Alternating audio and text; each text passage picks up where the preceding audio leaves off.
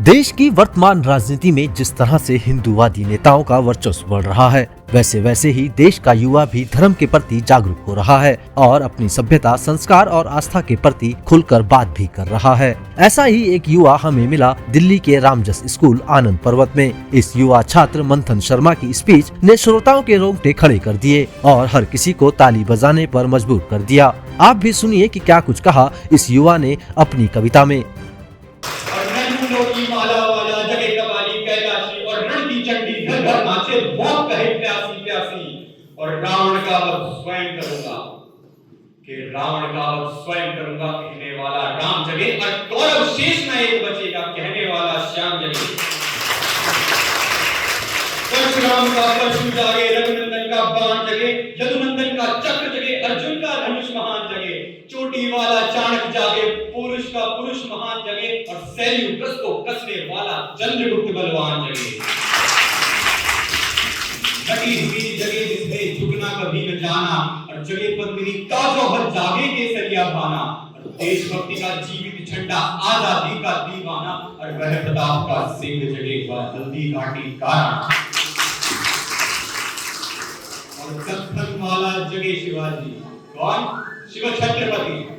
और दक्खन वाला जगे शिवाजी, खून शाह जी का ताजा, मरने की हट्ठाना करते विकट मराठों के राजा, 36 साल बुंदेलाजा में पंजाबी कृपाण जगे और 2 दिन जिया शेर के भांति वह भगत सिंह बलवान जगे।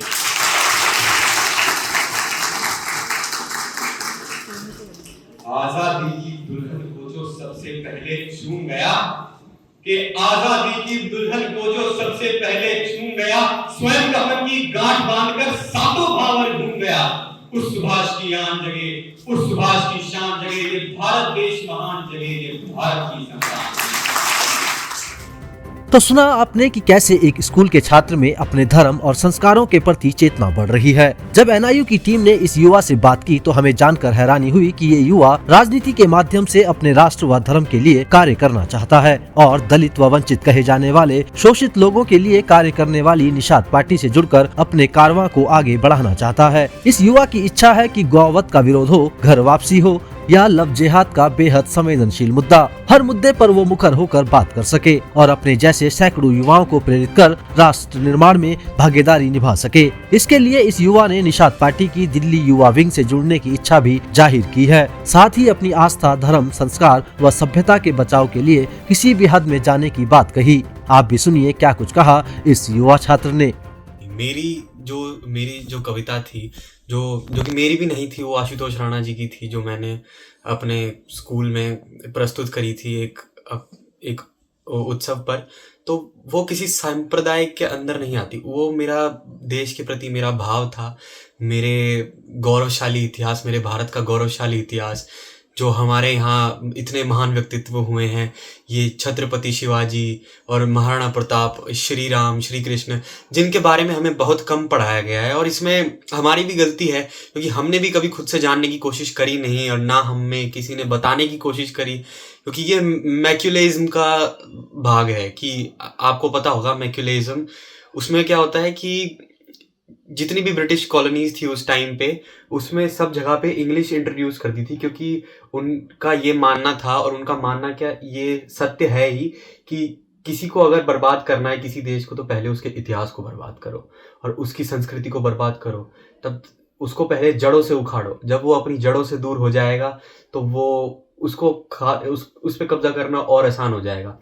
तो मैं बस यही उस कविता के माध्यम से ये बताना चाह रहा था कि हमारा जो गौरवशाली इतिहास रहा है, हमें उस पर गर्व करना चाहिए और हमें पता होना चाहिए इन सब लोगों के बारे में। अकबर महान था, अकबर महान रहा होगा कुछ लोगों के लिए, हमारे लिए नहीं था महान।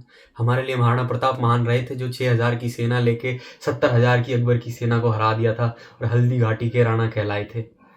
एग्रेशन नहीं है, वो एक भाव है अंदर से जो आता है मेरे इन पूजनीय व्यक्तित्व के लिए, जो श्री कृष्ण हो गए, श्री राम हो गए, ये इनके लिए जो हमारे अंदर से जो भाव आता है वो किसी के लिए भी हो सकता है। वो एक क्रिश्चियन के लिए, एक जीसस के लिए हो सकता है, वो एक मुसलमान के लिए, अल्लाह के लिए हो सकता है। अब मेरे लिए मेरे श्री राम का वो भाव वो अंदर से आता है।